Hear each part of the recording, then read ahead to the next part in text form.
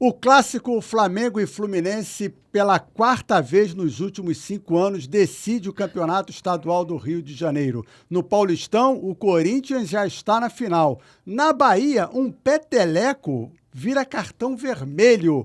Participam desse podcast do No Mundo da Bola todos integrantes da equipe de jornalismo aqui da EBC. Ao meu lado, o Rodrigo Ricardo. À frente, o Felipe Rangel e o Maurício de Almeida. Eu sou o Sérgio do Bocage. Está começando o No Mundo da Bola.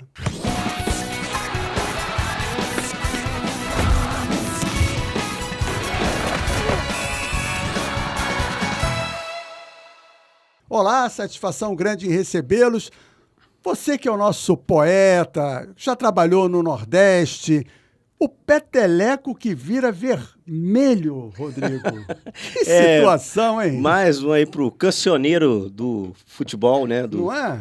Mais um caos desses... folclore. Para virar pro folclore. Eu acho que foi exagerado. Eu acho que, é claro que se você considerar o peteleco uma agressão e seguir ao pé da letra, a regra, você deveria expulsar como fez o árbitro. Mas eu acho que caberia o bom senso. Um cartão amarelo estava de bom tamanho, porque é uma atitude mais antidesportiva, um antijogo, do que uma agressão. E o jogador que recebeu o peteleco, que sair também dando cambalhota, girando pelo chão também, não cabe, é uma simulação, é um exagero, também merecia o cartão amarelo. Mas vai ficar aí pro anedotário do futebol brasileiro. Então, Felipe, o que foi pior, o peteleco ou a simulação? Pois é, para mim as duas coisas são muito ruins, porque, de certa forma, os dois estavam tentando desestabilizar cada um a seu jeito, tanto o adversário quanto a arbitragem. Então eu acho que poderia punir do mesmo jeito. E você, achou o que dessa situação, Maurício? Olha, levando para um outro jogo que a gente ainda vai comentar, o jogo do América Mineiro, eu já achei que aquela expulsão já foi errada, com um tapa assim meio na nuca, um peteleco, é cartão amarelo, concordo com... Para os dois. Para os dois. O que petelecou e outro que tentou induzir o vermelho. Porque o jogador que deu o peteleco, camisa 10 da Jacuipense, disse que foi apenas uma provocação. Se fosse, sei lá, um empurrãozinho, tipo, você um vai beliscão, perder, você vai perder. Uma fala. Aquela coisa que dá um chutinho no bico da chuteira ali para tentar descalçar. Exatamente. Né? Foi uma provocação para tentar desestabilizar. Como o goleiro às vezes sai, vai lá, fala alguma coisa no ouvido do jogador para tentar... Na hora do pênalti. Então, acho que foi um exagero. Foi bem exagerado. Acho que em outro jogo, se fosse um time, um confronto de dois times grandes, acho que dificilmente, se fosse o Bahia e o Vitória, acho que ele não expulsaria um jogador do Vitória por causa de um peteleco. Então, você levantou uma questão bacana que é a da simulação. Isso na Europa pega mal. Com certeza. E não acontece, eu acho, pelo menos, né? Pois é, eu fico com a impressão de que na Europa simulação não é uma coisa muito bem vista, não. E o Brasil ainda está essa cultura ainda está muito entranhada. A gente precisa observar melhor isso. Quando vocês falaram da provocação, dependendo do grau também não é legal, mas vá lá, faz parte do jogo. Você dá uma desestabilizada emocional, né? Inúmeros defensores de pênaltis faziam isso. Eu me lembro da minha avó São Paulina contar histórias do Valdir Pérez, que desestabilizava os batedores de pênalti. Vá lá, dependendo do grau faz parte, mas essa coisa de usar do contato físico para provocar me parece um pouco exagerado. A gente precisa observar melhor. Eu lembrei agora do seu xará, que foi zagueiro do Vasco, o Rodrigo, né? Sim, provocava muito. Não, e diz a lenda, conta a história, que o Orlando Lelé, que foi um lateral direito do Vasco, entrava em campo com um alfinete para espetar o rival na hora que ele estava marcando. É verdade, existem várias táticas e técnicas é muito pior que um para provocar, né? Enfim, né? Mas eu acho que são coisas antidesportivas. Eu acho que no futebol hoje moderno, né, do século XXI, não cabe mais, né? Acho que a gente tem que evoluir. E em relação à simulação, né, a gente talvez vá falar do Neymar, que é um outro que não prosperou, né? Logo ganhou o apelido de Neymar Caicai na Europa, porque realmente uma Copa do Mundo, ninguém né? É bobo, né? E, enfim, é feio, né? Pois é. De bonito é que o Bahia passou, o Vitória também, teremos um clássico baiano na final, bacana, né? O Bavi. Sim, bem legal. Um clássico baiano, um clássico forte. Aliás, os estaduais da reta final apontando para clássico em todos os lugares, né? E o que enriquece o campeonato, né? Valoriza o campeonato você ter uma final dessa. No caso, você puxou o fato do jogador do América Mineiro na expulsão. Em Minas, o clássico não é o clássico que se esperava. Não é o clássico mais tradicional, mas o Cruzeiro, atualmente, num ano também bem das pernas, né? Não conseguiu acertar, entrou com dinheiro, mas o time não se acertou em campo. O Gabigol está sendo o Gabigol que a gente acostumou nos últimos anos no Flamengo, jogando pouco, perdendo gol, e o Cruzeiro está numa situação que preocupa. Minas, o Atlético, campeão já. Campeão. Pode carimbar Penta, o título. né? Acho que é Penta. Hexa. Ele já Reino é Penta, absoluto, exatamente. Galo. É Hexa campeão. E 4 a a 0. curiosidade é que não vai ganhar em casa, né? Vai ter que ganhar jogando fora de casa. No Horto. Então...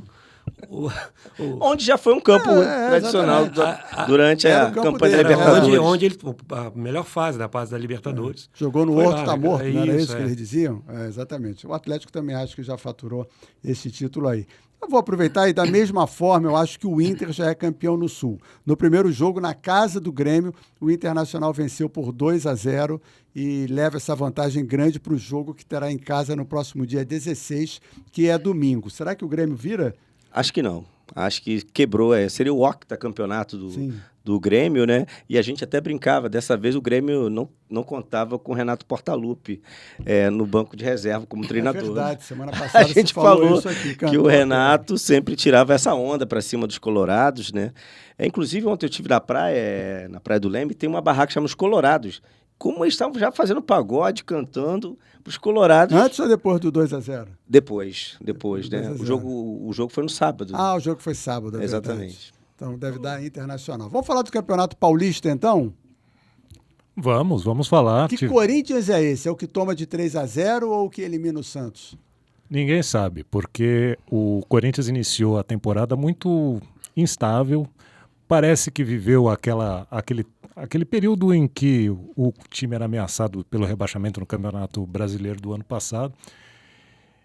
Os jogadores principais ainda não estão no melhor da sua forma técnica, apesar de o Galo ter decidido ontem, o Memphis também ter a sua participação, mas a torcida sente que ainda está faltando aquele encaixe que foi tão bem feito no finalzinho ali do Campeonato Brasileiro, quando o Corinthians conquistou uma vaga na fase preliminar da Libertadores. Então, é um time que se sobrepôs ao Santos pela diferença técnica, mas precisa mostrar um pouquinho mais, porque apesar de a desvantagem ser grande, ainda precisa jogar contra o Barcelona de Guayaquil. É muito difícil reverter, mas nada é impossível. E vai ter, pela final do Campeonato Paulista, o São Paulo ou Palmeiras vai ser bem mais complicado do que o Santos. O que mudou? Saiu algum jogador? Mudou o esquema? Perdeu o pique? No jogo contra o Barcelona, o Ramon Dias testou uma formação diferente, com 3 zagueiros, mas para isso você precisa de ação de lateral mais incisiva, e isso não aconteceu, né? Eu sinto que não sei se é forma física ou se é motivação. É um mistério. Eu não vejo no Corinthians o punch que tinha no ano passado, no final do ano passado. O Santos é um time fraco também, mais fraco. Sim. Sem Neymar, então, fraquíssimo. Neymar tem uma ausência nessas épocas festivas, né? Ele sempre tem a licença Neymar de carnaval, né? Você falou do Gabigol, eu lembrei que na hora do e a gente, daria uma ótima dupla. A gente fica a impressão, né, que na hora que a gente mais precisa do Neymar, como a gente já precisou na seleção, é claro, tem as lesões, né? Mas a gente não pode contar com ele. Não é um jogador confiável. Enfim, né? Como é que não entra num jogo como esse? O Jorge Jesus estava certo? Certíssimo. Parece que sim, né? Vamos aguardar. E fica a impressão, na semana em que ele retorna à seleção, consegue essa convocação depois de umas 4 ou 5 jogos pelo Santos, com umas atuações de razoáveis para boa, consegue o seu objetivo de voltar à seleção, e na hora que o Santos precisa dele, no momento de semifinal decisivo, ele não entra em campo, por mais que foi para se precaver, havia um risco dele estourar, havia risco de lesão. Enfim, fica uma péssima impressão. Era o último jogo do Santos no campeonato. Se o Santos não chegou à final paulista, o Santos vai chegar à final de qual campeonato? Era o único título possível, era esse, o Paulista. Pro Neymar. Agora- Sem contar que a gente não sabe até quando o Santos vai contar com o Neymar, né? São Porque 6 meses, são por isso só 6 mesmo. meses. O jogo de ontem era decisivo para ele no sentido de buscar um título. Agora, em relação ao Corinthians, o Felipe já falou, eu acho que o Corinthians tem um fator torcida. O Corinthians jogando na sua casa, na Neoquímica Arena, é um time totalmente diferente. Seja porque a Neoquímica está sempre lotada, a torcida ali em cima, né, tem essa arquitetura do estádio em que a torcida fica bem próxima e o Corinthians joga de uma forma mais incendiária. É claro que você apontou bem, realmente o Ramon ele testou um esquema esquisito. Eu acho que dificilmente vai reverter, não é impossível, porque ali no Neoquímica Arena tudo é possível, mas o fator torcida tem feito muita diferença. Os jogadores jogam muito mais motivados. O próprio Depay, o Yuri Alberto, é outro time. Ontem eu vi o jogo do Corinthians. O Corinthians foi muito melhor do que o Santos, mais uma vez. Poderia ter ganho de 2, 3, enfim. Então eu acho que o fator torcida e o Corinthians, independente de quem vai ser o seu adversário no final, vai jogar na Neoquímica por ter melhor campanha. Exatamente. Eu acho que se o Palmeiras passar, o Palmeiras é campeão. O jogo mais difícil do Palmeiras é com o São Paulo. São Paulo e Corinthians fazem um jogo equilibrado. O Palmeiras Não dá. Vamos aguardar. Mas o Palmeiras também andou bem irregular, né, no Paulistão. Quase não entrou. Eu confio no Abel. Ele, quando chega nos momentos decisivos, ele sempre dá uma virada ali e vence. E é um título histórico, né? Ninguém tem. A gente vive comentando disso. né? Tetracampeonato paulista, que o único time que tem é um time que não existe mais, que não é um clube, né? Era o paulistano, eu acho.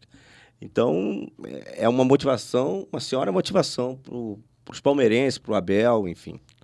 Eu acho que o Palmeiras é favorito, seja contra quem jogar. Se ele se classificar contra o São Paulo, se enfrentar o Corinthians, é claro que a final é em 2 jogos. Eu vejo o Palmeiras com ligeiramente mais pronto do que os 2 rivais, mas eu também acho que clássico a diferença entre do Palmeiras para os outros 2, São Paulo e Corinthians, já foi maior do que é hoje. Sem dúvida. Voltando ao Neymar, o Rodrigo lembrou da questão da seleção. A seleção foi convocada na sexta e a lesão do Neymar foi na quinta e o Santos se calou. Mas no meio dessa lesão, ele apareceu no camarote da Sapucaí também. Sim. Então, é que vai se poupar pro jogo, mas não pode poupar no carnaval. Aí... Mas também talvez tenha sido omitido também por isso, né? Para ele poder ficar mais liberado, né? E diz que tem... Para não repercutir. Tem o aniversário da irmã dele agora, terça-feira, que é uma data também que ele costuma ficar contundido quando tem a festa. Tem isso também? É o aniversário da irmã dele. Então, tradicionalmente, ele se contunde perto do aniversário da irmã. Hoje eu acordei no Zap com uma mensagem que teria havido uma solicitação da CBF para o Neymar não ser escalado de forma que ele pudesse cumprir a convocação com a seleção, até por questões de patrocínio e outras coisas mais. Eu desconfio da informação. Você acharia possível? Olha, eu acho que o Santos aceitar essa postura? Eu não sei. Hoje em dia, esses bastidores do futebol, tudo é possível, né? Enfim... Em relação à convocação, eu acho que o Neymar nem devia ser convocado. Sinceramente, foi uma convocação mais simbólica do que técnica ainda. Ele vem evoluindo, vem melhorando. Pra isso, né? Mas ainda não era um jogador para estar em nível de seleção ainda, o Neymar. Medo do Dorival, né? Porque se o Dorival não chama e perde os 2 jogos... Exatamente. Aí todo mundo quer não chamou o Neymar. Meu emprego está em jogo, então eu vou chamar, porque se der errado, eu chamei. É ruim ter essa realidade. Mas eu concordo que... É uma seleção, tem que estar os melhores no momento. O Neymar, enfim, é importante. A gente quer que ele esteja jogando em alto nível, mas ainda não está. E uma coisa que eu fico pensando muito a respeito dessa condição do Neymar, né? Todo mundo sabe que o cara é acima da média em termos de futebol, em termos de habilidade, em termos tem até um potencial de se tornar um grande, não um gênio, mas um dos grandes jogadores da história do futebol brasileiro. Mas ele nunca, por conta de todas essas coisas, né? Indisciplina, eu acho que isso para mim, de ir para o carnaval, quando você precisa provar que pode brilhar na seleção e de repente e que quer. Pois é. Eu se fosse um jogador nessa condição não faria isso. Não, eu acho até que ele poderia o carnaval se ele dentro de campo ele cumprisse o que se espera dele. né? Se ele joga bem, ele tem todas as licenças possíveis. O próprio Romário, quantas vezes foi visto em camarote, outros craques, mas quando estavam em campo, cumpriu o que se esperava dele. Agora, se ele já sabia disso, de antemão, ele não deveria preservar a imagem dele, Exatamente. até para evitar esse tipo de comentário que a gente está fazendo agora, né? Ou seja, pôde ir para o camarote, brincar na Sapucaí, mas não pôde entrar em campo no momento que o Santos mais precisava dele. Talvez porque não tenha tido teste físico no camarote, né? Ficou sentadinho lá no camarote, então ficou poupando. Muito bem, falar do Campeonato Estadual do Rio de Janeiro. Fluminense e Flamengo jogam já nesta quarta-feira, dia 12, 9h30 da noite no Maracanã, com transmissão da Rádio Nacional. E o Bruno Henrique está fora. Mas ontem no sábado, o Bruno Henrique saiu, entrou o Luiz Araújo. O nível do elenco do Flamengo é impressionante, Mas né? é menos uma opção, né? É menos uma opção, mas não sei se o Michel consegue voltar. Nem não. Michel e Cebolinha para o jogo de sábado ou domingo, talvez. O Danilo que deve voltar no time do Flamengo. Mas mesmo assim, o elenco, se for botar o elenco do Flamengo, é bem acima da média do futebol brasileiro e muito acima do Fluminense. Mas é um jogo difícil. O Fluminense é o time mais enjoado contra o Flamengo. Eu acho que é o único aqui do Rio, no atual momento, que tem condição de fazer frente ao Flamengo. Aquele esqueminha fechado do Mano, uma bola roubada, uma bobeira, um contra-ataque. Se o Ares tiver um dia inspirado, o Ares avança lá, faz uma festa, faz um 1-0, Mano fecha tudo lá atrás, dá num dia que a bola não entra. Fluminense... Tudo errado, né? Não, mas pode acontecer. Contra o Vasco era previsível que o Flamengo passaria. Com o Botafogo, atualmente, está começando uma pré-temporada, na verdade. Então, o Fluminense é um time, tanto que foi o único que derrotou o Felipe Luiz até agora, e o Flamengo não venceu ele durante o campeonato. Teve a final. Isso pode motivar o Felipe Luiz e o time do Flamengo? Com certeza. O único time que o venceu. Pois é. O atleta de futebol é competitivo por natureza. E essas marcas, eles se importam com essas marcas. O Felipe Luiz não é diferente. Foi jogador, agora atua como técnico e, de repente, ele quer fazer valer uma máxima. Vocês me venceram dessa vez, mas agora eu estou engasgado com isso. Eu vou com muito mais entusiasmo para esse jogo. Você acha que o Felipe Luiz pode surgir com alguma novidade contra esse esquema do Mano? Eu também acho que vem assim. O Felipe Luiz, ele costuma, né? Cada jogo, ele até pontua isso, né? Cada jogo, cada adversário exige um tipo de tática. Mas o Flamengo tem um estilo, mesmo independente do adversário, né? Ter a posse de bola, ter ações ofensivas, muita movimentação. Acho que o Bruno Henrique é um senhor desfalque, mesmo com o Flamengo tendo esse super elenco. Porque o Bruno Henrique, principalmente depois da saída do Gabigol, a lesão do Pedro, ele assumiu esse protagonismo. Porque, às vezes, por mais que você tenha um grande time, você tem que ter aquele cara que realmente decide. O Bruno Henrique é aquele cara que decide. É aquele cara que, desequilibrado, arrisca um chute e faz um golaço. É o Mister Clássico, né? É o Mister Clássico, é o rei dos clássicos. É um jogador realmente que vai fazer falta. Ainda mais no Fla-Flu, que naturalmente já teria uma grande carga de competição, né? Um clássico, e tem esse ingrediente do fato do Felipe Luiz perder um jogo e empatou o outro. Então já tem mais esse componente. Mas eu acho que o Flamengo é o favorito. Mesmo assim, diante do Fluminense, com a ausência do Bruno Henrique, eu acho que o Bruno Henrique, pelas palavras do médico, me parece que não vai jogar nenhum dos dois jogos. É o que parece. Até porque o Flamengo, o próprio Felipe Luiz já colocou isso, que o Flamengo pensa na temporada. Brasileirão. Então, ou seja, se o Bruno Henrique tem uma chance de entrar e se lesionar e perder ele para a temporada toda, ele não vai entrar. Então, eu acho que dificilmente o Bruno Henrique joga essas duas partidas, é um desfalque. No caso, eu falei da provocação, da motivação do Felipe Luiz, mas o Mano tem a experiência e o Felipe Luiz é o novato. Isso pesa também? Ou o Felipe Luiz já está num estágio... Apesar de ser novato e tão pouco tempo ainda de carreira, o que ele vem demonstrando dia a dia, cada jogo, como ele faz bem a leitura, como o Rodrigo falou, ele tem uma força mental, psicológica muito grande. O Felipe Luiz não vai se abalar numa final de estadual. Acho que fica equilibrado. Seria o terceiro título dele. Sim, e só uma derrota. 3 meses, com só uma derrota. Então, acho que não. Ele mentalmente ele é muito forte. É uma coisa que impressiona. Como ele cresceu rápido, fez uma passagem muito rápida pelas divisões de base, pegou o time do Flamengo, um time que estava desacreditado depois do Tite, mesmo com um elenco bom, o time não se acertava, e rapidamente ele arrumou o time, botou os jogadores compraram a ideia dele, a maioria tinha jogado já com ele, amigos antigos, mas mesmo assim ele chegou ali e falou: aqui não tem mais amizade, aqui eu sou o técnico, vai ter gente que vai ficar infeliz comigo, como foi o caso do Fabrício Bruno, que acabou saindo, o Gabigol bateu boca com ele, saiu também. Então ele chegou colocando essa moral de técnico, sendo respeitado pelo elenco e com uma leitura de jogo impressionante. Eu acho que ele não se abala, não.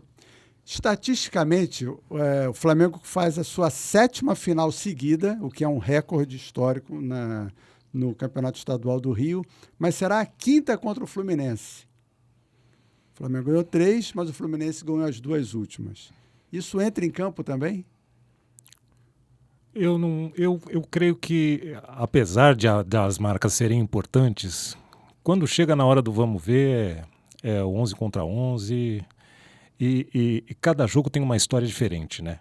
Mesmo tendo esse retrospecto, o Fluminense, como os outros demais grandes clubes do Rio de Janeiro, tem sofrido com o Flamengo, mas aqui e ali ainda tem conseguido alguns bons resultados. De repente, se conseguir fazer esse esquema funcionar, eu acho difícil, porque se o jogo for no Maracanã, como é que você vai se manter com um esquema defensivo com um campo daquele tamanho? Mas, apesar de o Flamengo ser favorito, o clássico pode provocar alguma surpresa. Eu tenho uma estatística: o Flamengo e o Fluminense nunca decidiram título nacional nem internacional. Só decidiram campeonato estadual, Taça Guanabara, quando era decisiva, e Taça Rio, quando tinha também suas decisões, né? São 24 finais, 12-12. Está equilibrado. Muito equilibrado. Tem um impasse. Nos estaduais, o Fluminense tem um a mais. E nas taças Guanabara e Rio, o Flamengo tem uma a mais. Na verdade, o Flamengo tem uma boa vantagem na Taça Guanabara e na Taça Rio o Fluminense ganhou as 2 finais. Não, eu me lembro, assim, né? É da 12-12, é um tirateima. O Fluminense sempre incomodou o Flamengo, né? Não, lembra Casal 20, Washington Assis? Nos 30, então, a gente lembra sofrer. Esses 30 últimos jogos, estão se falando muito do Vasco, né? Agora já são 32. Nos últimos 30 jogos, de 2020 até o último jogo agora, 11 vitórias para cada um. 31 gols do Flamengo, 30 do Fluminense. É um clássico equilibrado, né? Agora, eu me lembro, quando eu comecei a acompanhar futebol menino, que o Fluminense, meus colegas tricolores falavam: Fluminense é o rei do Rio, que tinha mais títulos. Isso mudou, né? Você vê. Hoje o Flamengo tem 38 e o Fluminense tem 33. Sim, e ampliou, né? Até criou uma vantagem. Mas eu vejo um clássico equilibrado. Acho que o Felipe Luiz, apesar de ser um novato como treinador, ele está há muito tempo no futebol, né? E se preparou muito para ser treinador. Eu acho que fez os cursos, né?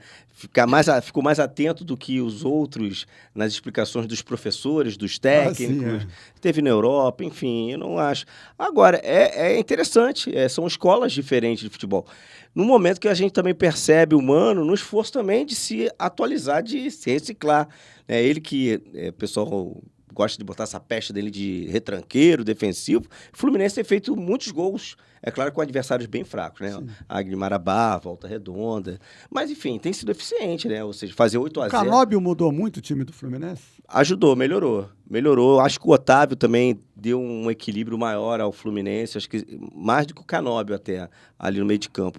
O Fluminense está criando um elenco um pouquinho mais robusto, sabendo também que tem uma temporada comprida, tem um Mundial da FIFA pela frente, está buscando ter peças, sair entrar mais ou menos no mesmo nível. É claro que alguns jogadores não têm. Ainda falta um Ganso e falta o Renato Augusto. Mas o Ganso vai voltar, né? O Ganso já foi liberado mas daqui a um mês. Daquela questão, vai voltar, vai ser aproveitado ao longo da temporada. Claro que alguns jogadores não têm reserva, o Arias não tem. O Arias realmente é o jogador mais importante do Fluminense. É o termômetro, é o motorzinho do Fluminense, é o que leva o time ao ataque, é o que protege a bola, segura a bola quando o time precisa segurar. Enfim, é um jogador realmente fora de série. Arias ou Gerson? É uma boa dupla, né? Vou ficar com o Gerson pelo Brasil, mas o Arias é um jogador que realmente desequilibra. Assim, pegando os dois times, quem faria mais falta? O Arias vai fazer mais falta no Fluminense. O Arias é mais importante para o Fluminense que o Gerson para o Flamengo. Entra nessa, Felipe? Rapaz, Quer votar Arias ou Gerson? eu ainda acho que o Gerson faz uma diferença danada nesse meio-campo do Flamengo. Eu vejo, por exemplo, em épocas anteriores, sempre as jogadas passavam por ele. Agora, de repente, isso faz valer também nessa decisão. Eu vejo o Gerson como um jogador muito importante nesse time do Flamengo. Eu sei que o Arias, por o Fluminense ter um elenco menos numeroso, mais enxuto, é mais necessário para o Fluminense do que o Gerson para o Flamengo. Mas é um jogador que faz diferença. O Arias me lembra o De La Cruz. Eu acho que se É aproxima. verdade, mas eu acho que o Arias tem mais liberdade tática do que o o Gerson. O Gerson ele tem uma função tática que às vezes o prende mais, diferente do O Arias Arias. joga mais avançado. O Arias joga mais avançado. Nessa falta do Ganso, ele também meio que jogou de 10, mas o próprio Mano falou que preferia ele como um extremo, né? Um ponta que vem de fora para dentro. Então, nesse sentido, eu acho que tem mais liberdade de jogar. Thiago Silva ou Léo Ortiz? Rapaz, nesse momento, Léo Ortiz. Acho que o Thiago Silva está caminhando para aposentadoria. Ainda é um grande jogador, obviamente, é o monstro. Volta ao time. Volta ao time, mas... E voltou, jogou nesse último empate do Fluminense com Volta Redonda para ganhar ritmo, mas o Léo Ortiz está numa fase muito melhor. Léo Ortiz, com certeza, Tom. Fábio ou Rossi? Rapaz, depende do dia do Fábio, né? O Fábio tem... Na história, o Fábio... O Fábio tem eu fico com o Fábio. sinistros, né? O Fábio é sensacional. Dependendo do dia, que se ele tiver um dia encapetado ali, o negócio... E tá há muito tempo jogando em alto nível, né? O Fábio é um veteraníssimo, né? Tem que respeitar a O história Fábio tem quantos anos? 45? 40, não sei, acho que é Mais de por aí. 40, com certeza. Não, mais de 40 com certeza. É impressionante. Mas aí é fruto de um cuidado muito mais esmerado com a sua própria forma física ao longo do tempo. E o Fábio é muito mais exigido do que o Rossi, porque o sistema defensivo do Flamengo é muito mais consistente. Então, sem dúvida. Também tem esse então aspecto. eu tenho visto o Fábio trabalhar bem mais do que o Rossi. No caso, a gente falou do Canóbio aqui, o Canóbio joga mais como um falso centroavante? Falso 9 em alguns momentos. Falso 9 em alguns momentos, né? Mais ou menos, né? Porque agora com o Cano, às vezes é um ponta. Tem um Cano na frente. né? Não. Mas um ponta de lança, às vezes vindo do meio, às vezes um pouco aberto. E seria o Bruno Henrique? O Bruno Henrique não, né? O Bruno Henrique tem sido o centroavante, Não, agora, né? Mas às em vezes outros é o Plata. tempos, sim. Em outros tempos, o Plata sim. também joga ali como centroavante. Em outros, sim. É um bom jogador. Um jogador bastante esforçado, um jogador também que procura marcar bastante desde o início. O Mano Menezes fala isso, né? Que tem pedido aos seus atacantes marcar desde o início.